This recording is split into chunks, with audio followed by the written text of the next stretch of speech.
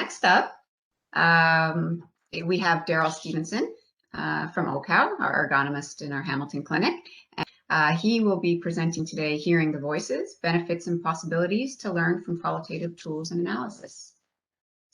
Yeah, so today I'm going to talk a little bit about kind of what is qualitative research, how is it different from quantitative, just briefly, how is it being used in healthcare, and how do we do qualitative research, and what kind of tools are available to help assist with this. So I'm just going to kind of scratch the surface today. I've got about half an hour, but I've taught this at the university, and we do 13 3-hour lectures on this, and it still just kind of scratches the surface. So it's a pretty in-depth field, and hopefully I can show the benefits and why we can use it and how we can possibly help workers and people out there using these methods. So what is qualitative research? So overall, it's a collection of an analysis and interpretation of observations or data. It's a diverse field with fuzzy boundaries, and what we do, why we do it, and how we do it remain contested issues. So it's really an evolving field with a lot of opinions at this point in time. And there's a lot of variations and approaches, and they're tied to underlying paradigms, schools of inquiry, disciplinary influences, and aims of the research. And I'm not going to get into today into the paradigms or any of that kind of ideas, the philosophy behind it, but there's a lot of reading to do if you want to dive into that, and it's pretty interesting. But this diversity presents challenges, so we need to make careful considerations when we're doing qualitative research. But at the same time, it presents a lot of opportunities to study phenomenons in different ways that you want to do it and to look at it from different angles. So some just basic proposed overarching definitions. Again, it's a diverse, dynamic field that's changing.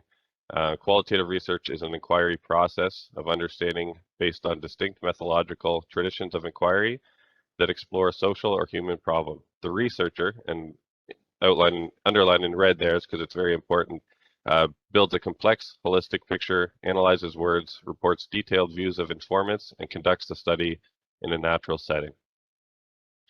So what basically is science, and is qualitative research scientific? Because as a qualitative researcher, we hear this a lot. And overall, there's a lot of different definitions, but science is a systematic quest for knowledge.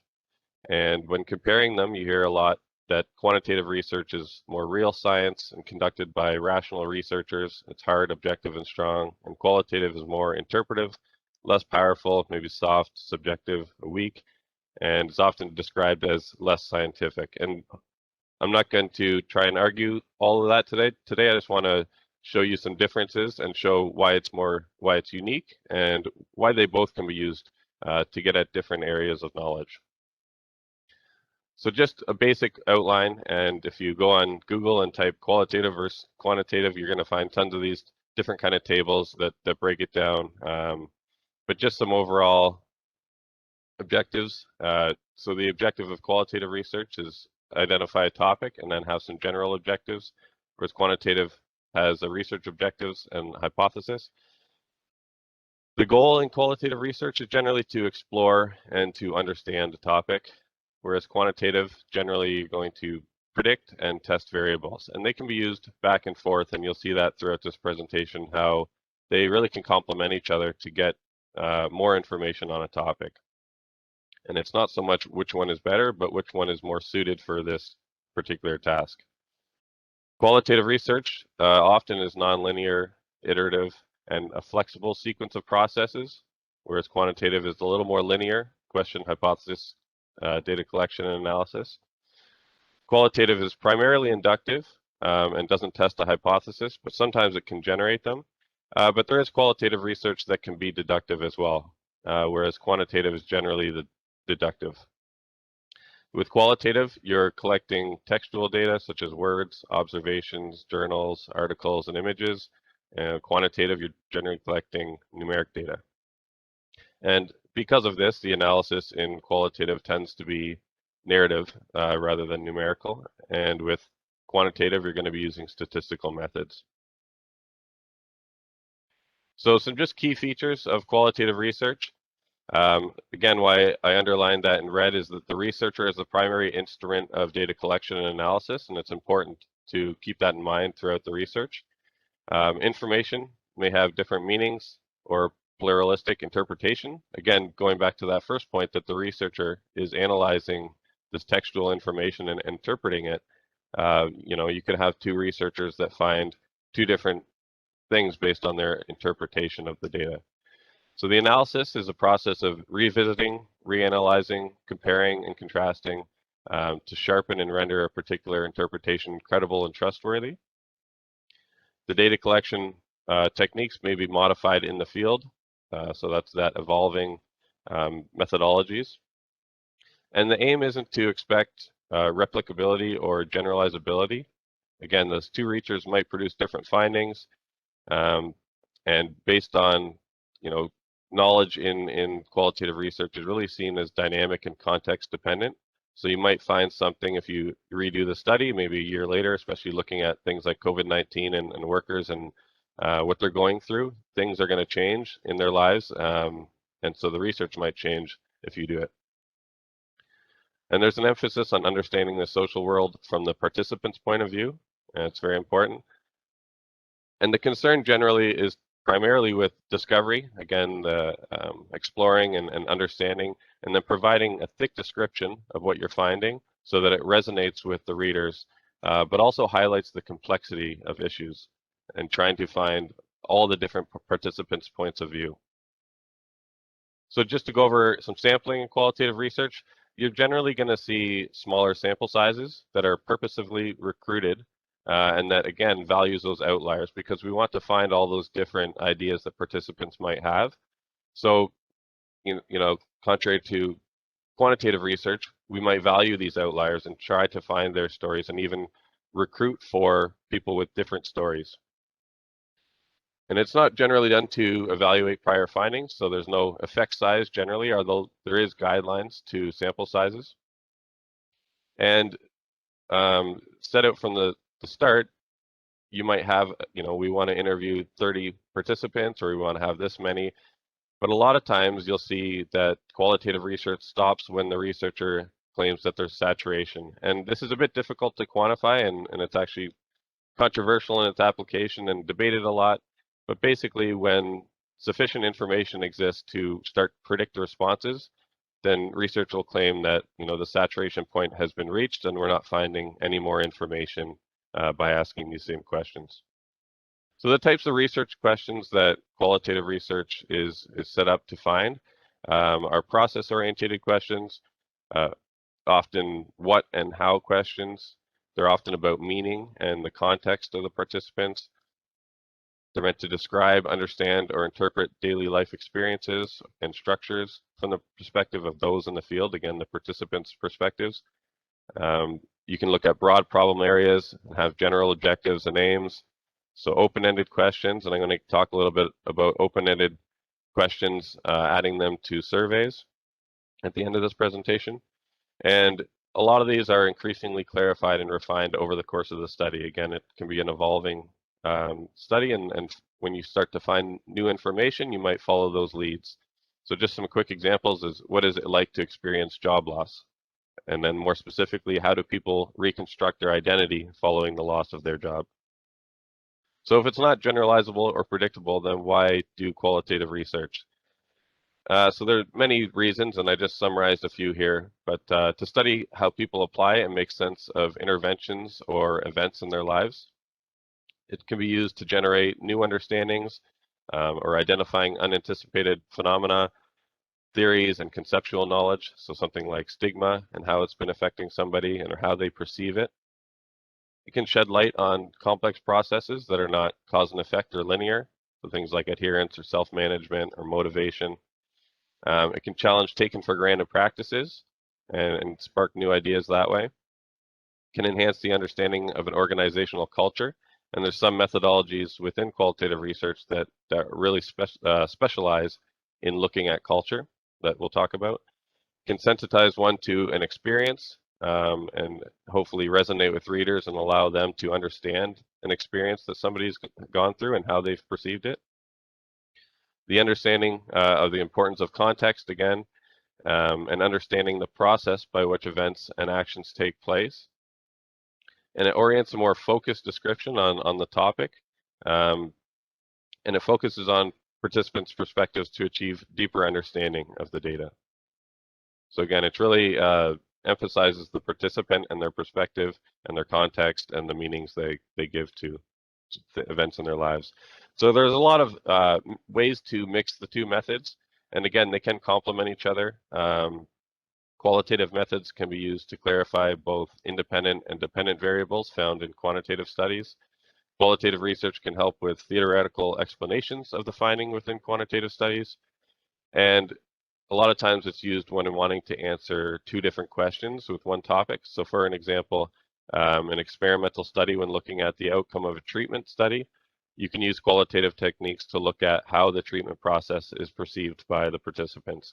And this is the only mixed methods slide I have on here, but this is a whole 3-hour lecture in itself that barely scratches the surface. And there's a lot of different ways to set up a mixed method study with qualitative and quantitative methods involved. And there's a lot of different theories on how to do that. But this is just a brief overview. So specifically within healthcare, looked up how is qualitative research being used in healthcare. So it's been used to explore the complex issues and experiences of phenomena in the lives of patients with client-centered and evidence-based practice. It can be used to link this generated information to current rehabilitation and social theories. Okay, it can be used to explore contextual information, feasibility of interventions, information about complex issues, and the appropriateness of intervention within the patient lives, and really informing a more holistic picture of the patient needs. Qualitative research has served as a means to gaining a deeper understanding of health professional and patient work for the purposes of improving the work environment and increasing patient safety. Decision makers are using qualitative research evidence to better understand health systems, socioeconomic contexts, and communities. It's provided significant contributions to health services and policy research, with conceptualizing health, illness, and the dynamics of interprofessional teams. And it also can really highlight patient views and perspectives and allows the patient to be more involved in the health policies to try to meet the needs of the patients better. So really getting their perspective and being specific about how we can help them and giving them a voice in the study and in the change and the intervention. Okay, it can also help the practitioners themselves and the reasoning they take when implementing new ideas and evidence-based practices. So here's some examples I found from the last year of just COVID-19 and the pandemic and qualitative research that's been used. And these are just titles of the research projects that I found. So experiences of clinical first-line nurses, a qualitative analysis portraying experiences of the concerns with mental health in college students, healthcare providers' challenges during coronavirus, qualitative analysis of nursing students' tweets. So that's one new thing that's evolved in the last many years after Twitter is that that's textual data that's going up there, people's tweets about certain topics, and analyzing those tweets and breaking them down. And you get into a lot of things like barriers and facilitators, experiences, and actions that people do around a certain topic. So getting into qualitative research versus qualitative methods, and this is one thing that you'll find, and a lot of those titles that I just showed there of research projects fall into the bottom category of just using qualitative methods. And I'm just going to briefly go over this just to show how in-depth it can be and the starting points for qualitative research. So a methodology, you can think of it kind of like a study design in quantitative research. And it's an overarching approach that draws together philosophy and the methods. And these are going to differ in types by the purposes, the characteristic methods, the paradigmatic locations, the disciplinary backgrounds. So they can be explanatory, exploratory, they can try to be descriptive or emancipatory. And the key is to choose the methodology before the methods. And qualitative research studies should employ a philosophical and methodological approach that is consistent with its assumptions, use of methods, and intended outcomes to be truly rigorous. However, there's a lot of qualitative methods that don't really follow a philosophy, and if they're used to to a reasonable extent, they can be very helpful as well. Then the research methods themselves, so the qualitative research methods, are the actual techniques and strategies employed to collect and analyze the information. So these would be things like interviews, focus groups, and thematic analysis. So the different methodologies, I won't go through these in very much detail, but they're each very in-depth themselves. So these again would be like the study designs. So one would be grounded theory, which looks more at social processes, ethnography, description and interpretation of a culture and cultural behavior. And so that's the one I was discussing earlier that really focuses on a culture. And many times with an ethnography, the data collection methods are a bit different. So they'll actually send a researcher into a culture, either by using a passive way of a video camera, recording a culture, maybe it's a workplace, maybe it's a community, or they might even live in that community or work in that organization for sometimes over a year, and try to get an idea of the culture and the behaviors and study it that way. So using observational data. Phenomenology studies life experiences and tries to get to the essence of a phenomena. So something like, what is it like to get your driver's license, and what are all the keys to that and the life experience of that. Narrative inquiry looks at how people story their lives and their life events, and maybe it's their storied life of going through the pandemic and how it's affected them, and many people present their life events in stories. So with narrative inquiry, they try to story these events and then treat them like stories and analyze them like stories. Participatory action research is research designed at helping a group, and this is what we do a lot with workplaces. Trying to work with them. So if they can come and take a survey and give open-ended responses to questions, and we try to create themes and break down what's going on in their work, but then bringing it back to them and saying, here's what we're finding. Do you agree with this? And what do you think? And how do you think that we can help? And really giving them a lot of the power within the research to try to make changes in an emancipatory way. Then there's case studies, so capturing unique stories and in-depth understandings of cases. And for all of these, there's many variations based on philosophy and paradigms, and different ways to get at different little aspects. But these are just kind of some general overviews. So there's many ways to compare these going online. If you're looking up just comparisons between the different methodologies, but I found this picture and I liked it because it kind of helps people decide where to go with what they want. So if you're looking at that third column, if you're interested in learning a cultural pattern, then you might choose ethnographic method, and your question that you might propose would be, how does this cultural group express their pattern of X? And just knowing that all these qualitative methodologies kind of look at different areas in better ways and are more suited for different areas, and it's really broken down that way. Then there's a lot of generic qualitative research, and this again is just not using a methodology, but using just the methods of qualitative research. And there's a lot of this research out there. In fact, most of the ones that I was looking up and that I even put the titles down really fall into this category of generic qualitative research. So what they'll basically do is collect qualitative data. So they might use open-ended comments on a survey, or go in interviews, or have focus groups, and then they just analyze the data using thematic analysis or content analysis, and then present the themes. And often you'll see, if you're reading the qualitative research, it'll say blah, blah, blah, a qualitative study. And when you go and look at the methods, it says we used open-ended questions and did a thematic analysis. So they're not really following a methodology, but they're using the methods of qualitative research. And it can be very, you can find very rich information this way, and definitely not trying to bash generic qualitative research at all. It's very pragmatic and gets a lot of useful information and can be quick. So it's often combined with quantitative designs in mixed method studies due to this. So there are quality criteria, and I won't go through all of this, but just to show that, and this is just one source of a quality criteria that's used, and there's many others. that are out there to really evaluate qualitative research.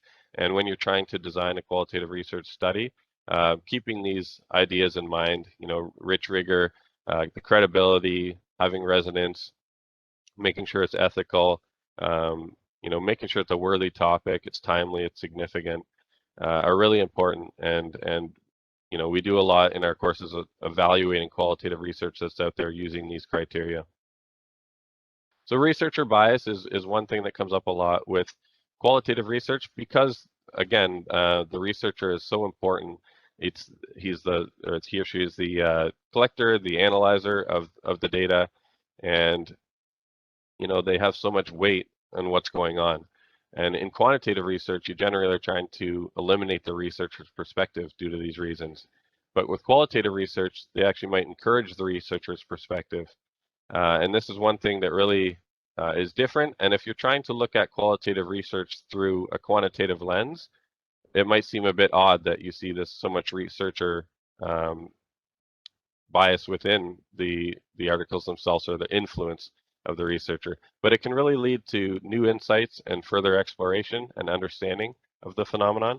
If the researcher comes in with doing the literature beforehand, knowing a lot about the subject, their interpretations can be very valuable.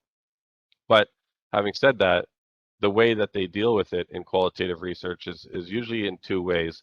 And it's using this reflexivity, and that's a big part of qualitative research, so that you're identifying your bias and how you're bringing that to the study and being transparent about this, about your perspectives, not always aiming to be non-biased, but just showing it and showing, if you are taking textual data and coming up with themes and answers, how are you getting there? And being transparent about that equation that you're creating this information. And many times you can bracket out this information. So depending on your paradigm location, you may think, okay, I'm going to bracket out and show I've removed this information and here's what the participants are actually saying. Or you may include this and say, here's what I think the participants are saying because of these reasons. So describing your personal background, how you view the phenomenon being studied, what you assume to be important features, or how you see them from your context. And a lot of times, if you're doing interviews in the study, you also may interview yourself the same information before the study takes place to kind of get out these biases and show how you're approaching the data. So collecting qualitative data, you can do different number of ways: interviews, structured, semi-structured. I see unstructured out there, but there's a lot of debate within qualitative research is can an interview truly be unstructured? You're going to come into it with some sort of idea of where you want the interview to go, and you're going to have some bias of where you're headed with it. Then there's focus groups. You can have broad questions or more specific questions, and you can have different levels of moderation. So having strict questions and cutting off when you're not finding those answers, or letting the participants kind of create the flow of the focus group.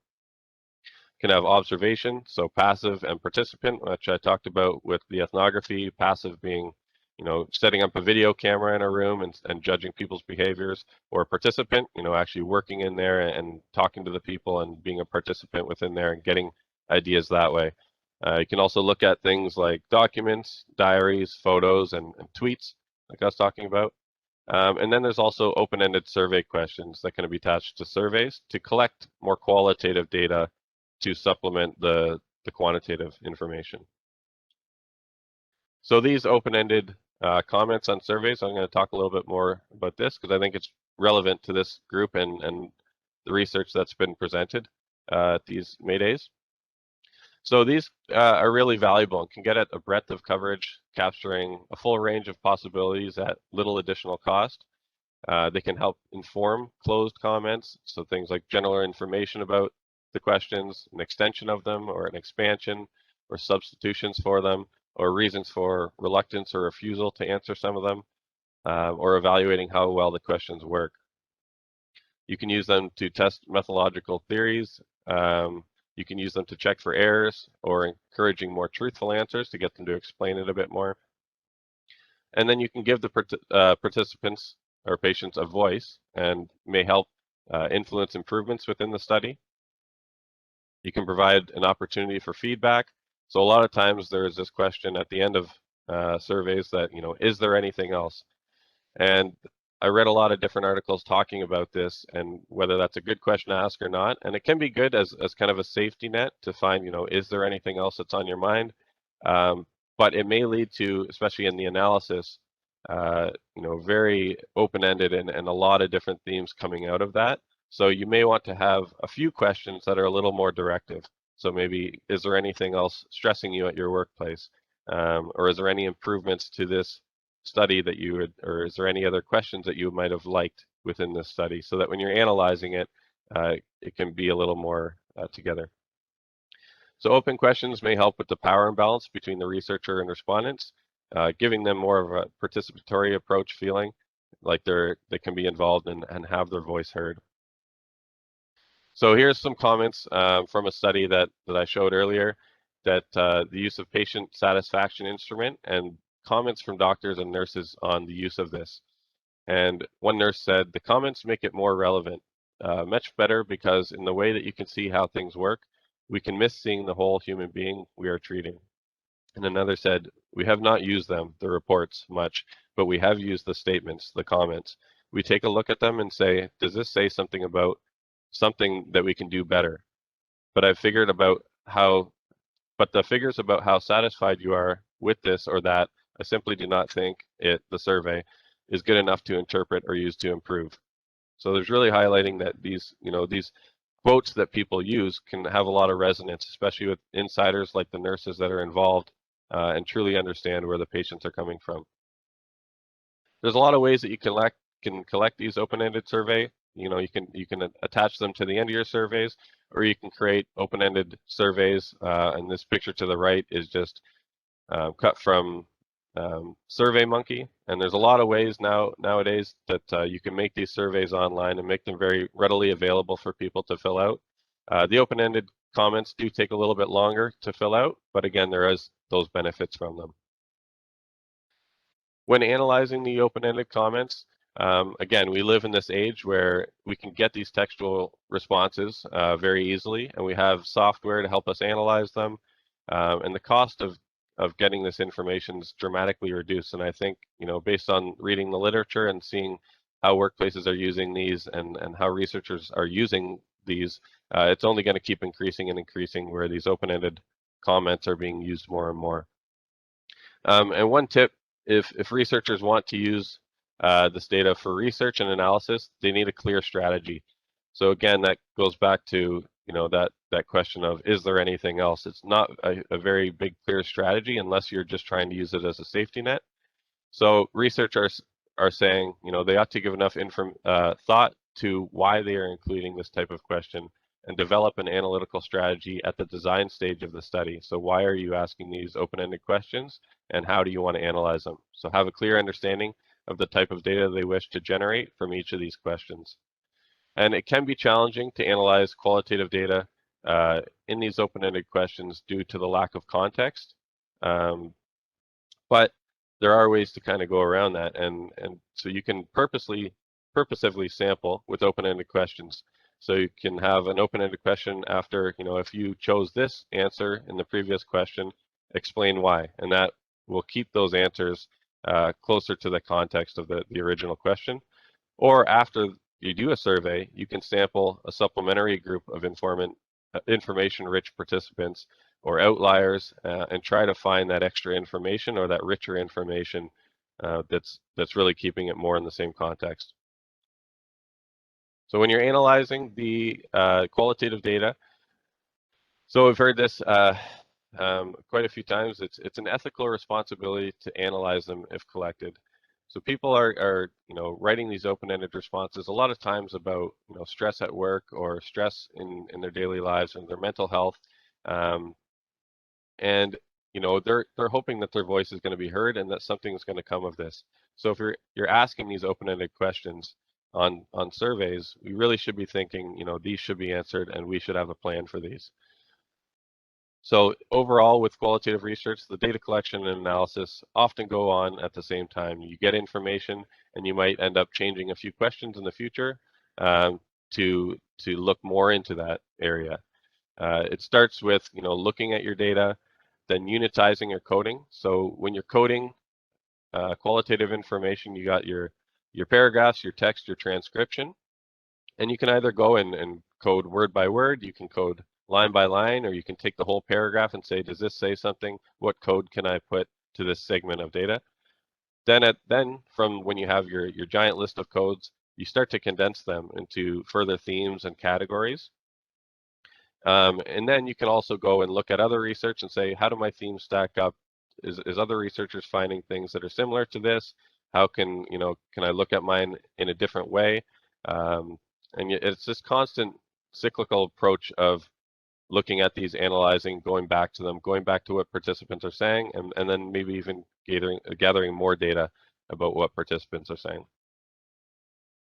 So there are programs to use to help with the qualitative analysis.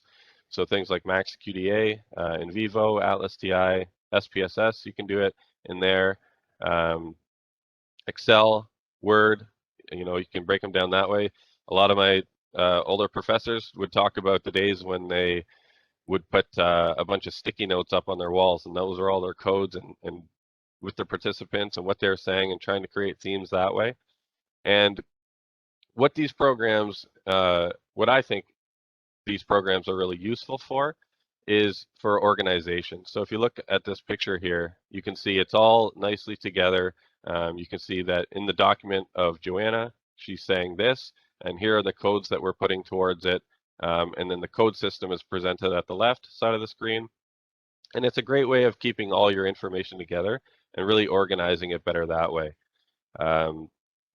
There is a lot of automated coding and computer-assisted coding, and right now with the technology, that's more of a deductive way or a quantitative way to do it. You can do things like word counts or how many times a phrase has been said in the qualitative data. But really, I think you're going to get more rich information from doing the manual, although it does take a lot longer. The computer-assisted way can be a little bit quicker, but you might not find as much variation and as much information. So there are different techniques that are often used in qualitative research that you'll see, and I think a lot of them can be used in workplaces especially. So triangulation is one, and that just means you're collecting data through multiple methods. So I might be doing a survey of open-ended questions and then taking a group of them and doing a focus group and then interviewing a few of them. So collecting or maybe observing them at work. So doing the collection in various ways can add to the credibility of the study through triangulation. You could also use multiple coders and have them check with each other about their codings and see how they're doing, which would be the inter-rater reliability. So looking at the codes using multiple people's perspectives. Then you can also do member checking, so returning to your test group with your results and then ask them to see if what you're finding and your themes and your codes make sense to them. And I think that's really big for workplace. We've done a number of open-ended question analysis and gone back to workplaces, and they are truly the insiders that produce this data in the first place. So you want to go back and you want to check with them and say, does this make sense? How do you think that you can use this information going forward? And then again, being reflexive is such a huge part of qualitative research. You can do this by creating a journal as the researcher and record your thoughts. Say, why did I code something a certain way? What are my biases going into this? And this can guard against the unintentional experimental bias by making the researcher more aware of their own assumptions. So again, giving power to the voices. When you're created these themes eventually, you can go back and find quotes that really support your theme and really kind of highlight and put a personal identification to the theme itself, and it can really resonate with readers. A lot of times, when you read qualitative studies, the quotes are what really stick out to you if they're good quotes. So from our pandemic survey, which we've talked about a few times on the Mayday series, we had a theme of time management, and this person talked about elderly care within time management and said, I've had My elderly parents self-isolate with me, and providing care to a parent who is physically disabled and also has dementia without access to home care has placed an increased burden on me and has fractured my workday to chunks of time between caregiving. Senior care is a huge burden that I feel is not being addressed well during the pandemic. So that really, puts a specific picture on this elderly care and how it's really affecting their day and their workday and their time management in that theme. So quantifying qualitative research is something that I talk about a lot. It's important. Again, back earlier I said if you're looking at qualitative research through a quantitative lens, it doesn't always make sense and it doesn't always add up, and I don't think that's the right way to do it. So I just want to say to be careful how much weight you put on quantifying qualitative research. So in qualitative research, the validity of the study does not rest on the researcher's ability to demonstrate representativeness with respect to the total population. Rather, it rests on the transferability, whereby the researcher offers a detailed description of the setting in which the research was undertaken.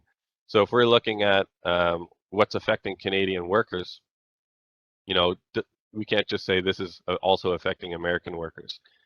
You have to look at the context of what's going on specifically. Okay, and looking at specific workplace things that we found, we saw on one study that the quantitative survey had 30% of the participants saying that they were looking for a new job, but only 5% of the participants actually discussed this in the qualitative comments at the end. So it's hard to put weight on, this many participants said this, because they say it for different reasons. And if you take, the weight of the actual quantitative survey, it looks a bit different. So again, this was the Canadian workers, the themes that we found, and again, we had about 1,400 responses, so we did quantify it to show, a little bit more of that, who's being affected. We take this and we look at something like time management, and you can break it down into sub-themes. So what goes into time management? Well, our codes were things like more flexibility, less micromanagement, a regular schedule, and then you can back it up with quotes to show.